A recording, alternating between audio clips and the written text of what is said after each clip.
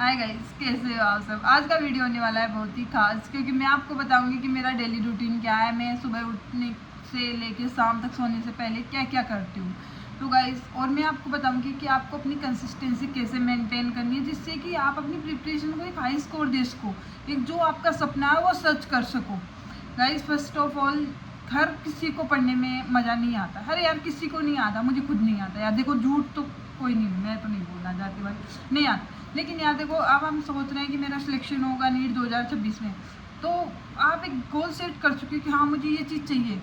लेकिन जब आपको वो चीज़ मिलेगी तभी वो आपको खुशी मिलेगी, उससे पहले आपको नहीं मिलेगी। आपको ये चीज़ नहीं करनी, आपका गोल है, सही बात है, लेकिन आप अपना डेली टारगेट्स बनाइए कि मुझे आज ये सब्जेक्ट करना है, ये टॉपिक करना है, ऐसे ऐसे करना है। यदि आप उसको कर लेते हो तो आपको अंदर से खुशी मिलेगी। देखो यार, किसी को भी काम करने में मज़ा नहीं आता, हर किसी को जीतने में मज़ा आता। कोई भी कोई टॉपर बच्चा है, वो बोलता है कि भाई मेरे को टॉप रहना है, यदि क्योंकि उसको एक बार जब जीता वो, उसको तो वो खुशी मिली, उसको मज़ा आया। तो आप भी वो कीजिए कि आप अपनी डेली रूटीन को ऐसे बनाइए जिससे कि आप उसको प्रॉपर फॉलो कर सको। अब गाइस, मैं सुबह उठती हूँ, सुबह उठने के बाद मैं 1.5-2 घंटे तक फ़ोन को हाथ में नहीं लगाती, क्योंकि आप देखो, जो जो काम हम सुबह जल्दी कर लेते हैं ना, कि फ़ोन चला लेते हैं या पढ़ लेते हैं, कोई भी काम, वो हमारा पूरा दिन डिपेंड करता है कि वो स्टार्टिंग के जो हम सुबह उठे उसके 2-4 घंटे हमने क्या किया। फिर सुबह उठते ही यदि आप पढ़ने लग जाते हो तो आपका पूरा दिन पढ़ाई में ही निकल जाता है, आपको और कुछ सोचने का टाइम ही नहीं मिलता। यदि आप लेट उठते हो सुबह, तो आप उठते ही सोचते हो माय गॉड, मैं तो इतनी लेट तक सो गया यार, अब मैं क्या पढ़ूंगा, मेरा तो पूरा टाइम ऐसे ही निकल गया। तो एक नेगेटिविटी आ जाती है सुबह ही आपके सराउंडिंग में, तो सारा दिन आपका पूरा ख़राब हो जाता है। तो गाइस, आपको ये नहीं करना, आपको एक प्रॉपर टाइम टेबल बनाना है, प्रॉपर फॉलो करना है याद हुए। और सबसे पहले स्टार्टिंग कोई भी काम यदि आपका मन है, आपका पढ़ना है, तो आप ये ना सोचो कि सुबह पढ़ूंगा, दोपहर में, शाम को पढ़ूँ, कभी भी ऐसे नहीं। पढ़ना है तो उसी टाइम अपनी टेबल पे जाके बैठ जाएगी कि बस मुझे पढ़ना है। स्टार्टिंग के 5 मिनट आप कर लोगे तो आप 2 घंटे भी आराम से खींच दोगे उसको। ऐसे नहीं कि 5 मिनट कर लिया तो आप 2 घंटे आराम से खींच दो। और दूसरी बात, ब्रेक तो बिल्कुल नहीं लगना चाहिए। ब्रेक इन द सेंस कि कोई भी आप उस टाइम पे आपका पढ़ने का टाइम है, आपके दोस्त आके बोल दे कि यार आजा मूवी देखने चलते हैं, यार आजा कभी घूम के आते हैं, तो वो वाली चीज़ नहीं है ना। वो एक बैरियर है तुम्हारी उस टाइम पीरियड का, कि जो आपको वो चीज़ करने से रोक रहा है। आपके लिए क्या इंपॉर्टेंट है या आपको डिसाइड करना है, आपको पढ़ना है, आपको डॉक्टर बनना है, किसी और को नहीं। तो अपने गोल्स खुद डिसाइड कीजिए कि यस मुझे ये करना है, मुझे इस टाइम पे यही करना है, ना कि कहीं अपने दोस्तों के साथ घूमना है। बस कुछ ही नहीं पड़ा है, अपने माँ बाप के सपनों को सच करना है, उसके लिए बहुत मेहनत करनी पड़ेगी। और याद कंसिस्टेंसी सबसे ज़्यादा जरूरी है। अब कंसिस्टेंसी आप कैसे मेंटेन करते हो, मैं आपको बताती हूँ। मेरा खुद का, मैं भी तो अपनी लाइफ को बैलेंस कर रही हूँ ना, कि मुझे आपके लिए वीडियोस भी बनाने होते हैं, मैं वो भी बना देती हूँ। और कई कितने वीडियो से ज़्यादा इंपॉर्टेंट, काफ़ी ज़्यादा बच्चों के कमेंट्स आते हैं, मुझे उनके भी रिप्लाई देने होते हैं, मैं उनके भी रिप्लाई करती हूँ। और जिन बच्चों को ज़्यादा दिक्कत होती है वो मेरे इंस्टा पे मैसेज करते हैं, मैं उनके भी रिप्लाई देती हूँ। उसके साथ मेरे एग्ज़ाम्स आने वाले हैं 24 से, मैं उसकी भी प्रिपरेशन कर रही हूँ। मतलब MBBS third year student, MBBS की पढ़ाई इतनी भी ईजी नहीं है जितना कि लोगों ने बना रखा है रील वील में। बहुत हार्ड होती है और बहुत पढ़ना पड़ता है इसमें भी। तो वो हर चीज़ को एक बैलेंस लाइफ बनाने के लिए एक अंदर से डिटर्मिनेशन होना चाहिए कि यस मुझे ये करना है, ये मेरा टाइम है। या देखो, मैं अभी वीडियोस बना रही हूँ, कई बच्चे ओनली पढ़ रहे हैं, वो वीडियोस नहीं बना रहे, वो भी उतना ही पढ़ रहे हैं जितना मैं पढ़ रही हूँ। तो गाइस, अपने लाइफ को ऐसे मैनेज कीजिए कि यस मुझे ये करना है, सेपरेट कीजिए हर चीज़ को कि आपके लिए इस टाइम पे क्या ज़रूरी है। और कई बच्चे बोलते हैं कि दीदी हम पढ़ रहे हैं बट हमें रिजल्ट नहीं मिल रहा है। तो गाइस देखो, ये पूरी दुनिया पागल नहीं है जो इतनी मेहनत कर रही है उस चीज़ के लिए। आपके 7 दिन पढ़ के आप सोचो कि मुझे एम्स दिल्ली मिल जाए, तो वो नहीं मिल सकती। उसके लिए आपको पूरी साल, पूरे सब कुछ छोड़ के उसके पीछे लगना होगा, तब जाके आपको वो चीज़ मिलेगी। बस बहुत पढ़ना पड़ेगा। और पढ़ना यार कुछ नहीं है, बस आप अपना शेड्यूल बनाइए कि मुझे इस टाइम पे ये काम करना है, मुझे ऐसे पढ़ना है, इस टॉपिक को मुझे इतना टाइम देना है, इतने टाइम में मुझे कवर करना है, इतने टाइम में इसके ट्यूशन निकालने हैं। तो गैस बहुत ईजी है यार, तुम करके तो देखो, एक बार अपना शेड्यूल बनाओ। अपनी मम्मी को बोल दीजिए कि मम्मी मैं अब 7 दिन तक पढ़ूंगा, या फिर आप हॉस्टल में हो तो आप अपना टाइम टेबल खुद बना लीजिए कि अब मैं पढ़ूंगा। यदि यार देखो, फिर हम हमारे टेस्टों में जब नंबर आएंगे, यदि आपके टेस्टों में नंबर आएंगे कि यार हमारे अभी 70 नंबर आ रहे हैं, नेक्स्ट स्टेज में आप सोचोगे कि मेरे 90 नंबर आए, फिर 110 नंबर आए, कितने में। यदि आपके एक टाइम पे आपके 110 ना आके उस 110 सोचा था बट 100 नंबर भी आए, तो आप देखो ना उस टाइम यदि हमारे 70 नंबर आए थे, उससे कंपेयर में तो 30 नंबर हम आगे ही है ना। तो गाइस अपने आप को टारगेट दीजिए कि यस इस दिन मुझे ये काम करना है, आज का मेरा टाइम पीरियड मैं ये इस टॉपिक में इतनी क्वेश्चन निकालूंगा, ऐसे इसको सोल्व करूंगा। जो भी आपका प्लान है, चाहे बायो में कैसे रिवाइज करूंगा, तो उसको एक तरीके से मैनेज करना सीखिए कि यस मुझे ये करना है। और कई बच्चे बोलते हैं कि दीदी रिजल्ट नहीं आ रहा है, मैं पढ़ रहा हूँ बट रिजल्ट नहीं आ रहा है। तो गाइस मैं आज से आपको टारगेट देती हूँ कि आप एक ही काम को 50 दिन करके देखिए। आपको जो जो पढ़ना है, मतलब अपना शेड्यूल कि आप 3 घंटे फिजिक्स को दे रहे हो, 2 घंटे केमिस्ट्री, 2 घंटे बायो, तो आप ये सीन 50 दिन तक करके देखिए।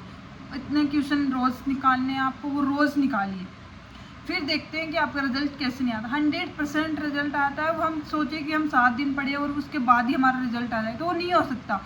ये 21 लाख 22 लाख जो नीट के एग्जाम में बैठते हैं वो पागल नहीं है दुनिया। आपको यदि सिलेक्टेड टॉप 1% बच्चों में आना है तो उसके लिए आपको बहुत मेहनत करनी पड़ेगी, खुद को कंसिस्टेंसी रखना पड़ेगा। और जो ब्रेक है कि दोस्त की यार बाहर घूमते, नहीं भाई, इस टाइम पे ये टाइम पीरियड नहीं है आपका कि आप उनके साथ बाहर घूम सको। यदि आप इस टाइम पे उनके साथ बाहर घूमोगे तो जब आने वाला टाइम है जहाँ जिस टाइम पे आपको घूमना है उस टाइम पे आप मेहनत कर रहे होंगे। कहीं ना कहीं आपको मेहनत करनी पड़ेगी, आज नहीं तो कल आपको मेहनत करनी पड़ेगी। तो गाइस उसके लिए ये नहीं कि यार घूम ही आते हैं तो 5-10 मिनट में क्या होगा।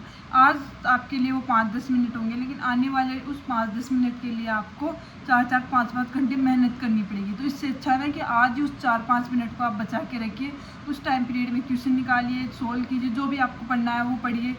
जो आप इस टाइम पे जो अपना टाइम पीरियड है ना, वो आपकी जवान का पीक टाइम है। इस टाइम पे यदि आप मेहनत कर लोगे ना, आपकी लाइफ सेट है। इस टाइम पे मेहनत नहीं करोगे तो आपके 2-4 साल बाद में आपको मेहनत करनी पड़ेगी। उस टाइम पे आपको डबल मेहनत करनी पड़ेगी उसी चीज़ को पाने के लिए। कई बच्चे होते हैं कि फ्रेशर बच्चे हैं, कई फ्रेशर बच्चे हैं तो वो चाहते हैं कि यार मैं तो फ्रेशर, भाई फ्रेशर नहीं है, ऑलरेडी 12th के साथ भी काफ़ी बच्चे सिलेक्ट होते हैं। आप ऑलरेडी पीछे हो, नो डाउट आप ड्रॉप आउट बच्चे से आगे हो, बट आप अपना कंपेयर पीछे वालों से ना करके आगे वालों से कीजिए कि यस मेरे जो साथ के बच्चे थे जिन्होंने 12th मेरे साथ की थी वो आज कई गवर्नमेंट कॉलेजों में, तो मैं क्यों नहीं हूँ? क्योंकि कहीं ना कहीं आपने गलती की थी, 11th-12th में आपने पढ़ाई नहीं की, ये आपका रिजल्ट रहा उस टाइम का। लेकिन यदि आप अभी पढ़ाई नहीं करोगे तो आप फ्रेशर से ड्रॉपर भी बन जाओगे। तो गाइस ये आपको नहीं करना, आपको पढ़ाई करनी है। यार देखो हर चीज़ मुमकिन है, करने वाला होना चाहिए। बस ये सुन कि यार मुझे मेरी बुक्स से प्यार है, मैं इनके साथ बेटा पढ़ता रहूँगा, बात ख़त्म। इसके अलावा आपको कुछ नहीं आना चाहिए। और कई बच्चे बोलते हैं टाइम मैनेज नहीं हो पा रहा। क्यों नहीं हो पा रहा? क्या कर रहे हो ऐसा तुम? कई 11th-12th देखो, 11th में आपने सही से तैयारी नहीं की थी, तभी आपको इतना 12th में जोर आ रहा है। गलती आपने उस टाइम पे कर दी, उसकी भरपाई यदि आज उसको कवर नहीं करोगे तो आपको वही फिर ड्रॉप लेना पड़ सकता है। तो आप चाहते हो कि नहीं मुझे ड्रॉप वगैरह नहीं लेना, मुझे अच्छे से पढ़ाई करनी है, तो गाइस अभी से मैनेज कीजिए, उसको प्रॉपर शेड्यूल बनाइए ना कि इस टाइम पे ये सब्जेक्ट पढ़ूंगा, इस टाइम पे 11th के सब्जेक्ट पढ़ूंगा, इस टाइम पे 12th के पढ़ूंगा, इस टाइम पे इसके क्वेश्चन निकालूंगा, इस टाइम पे टेस्ट का एनालिसिस करूंगा। सब एक सिस्टमेटिक तरीके से कीजिए। अब मेरा ये सिस्टम है कि सुबह उठती हूँ, क्लास वगैरह जाते हैं, शाम को आते हैं, पढ़ाई करते हैं, फिर लेक्चर, फिर क्लास होती है हमारी, फिर क्लास लेके आते हैं, फिर आके मतलब आपके लिए वीडियो बनाती हूँ, उसके बाद फिर पढ़ाई करती हूँ, या फिर कोई दोस्त के साथ मस्ती करनी होती है वो करती हूँ, उसके बाद घूम घाम के फिर वापस पढ़ाई करती हूँ, शाम को सो जाती हूँ। और कई बच्चों के मतलब कितने मैसेज आते हैं, आप खुद देखते हो वीडियोज़ पे कितने ज़्यादा मैसेज आते हैं, उन सब बच्चों का मैं रिप्लाई करती हूँ। कहाँ से आ रहा है मेरे पास टाइम? मेरे पास कोई 27 घंटे थोड़ा है, मेरे पास भी वही 24 घंटे है। मैं उस 24 घंटे को इस तरीके से मैनेज कर रही हूँ कि मैं अपने सारे काम जो मुझे करने हैं इस टाइम पे, जो मेरे लिए ज़रूरी है, वो मैं सारे काम कर पा रही हूँ। तुम क्यों नहीं कर पा रहे हो?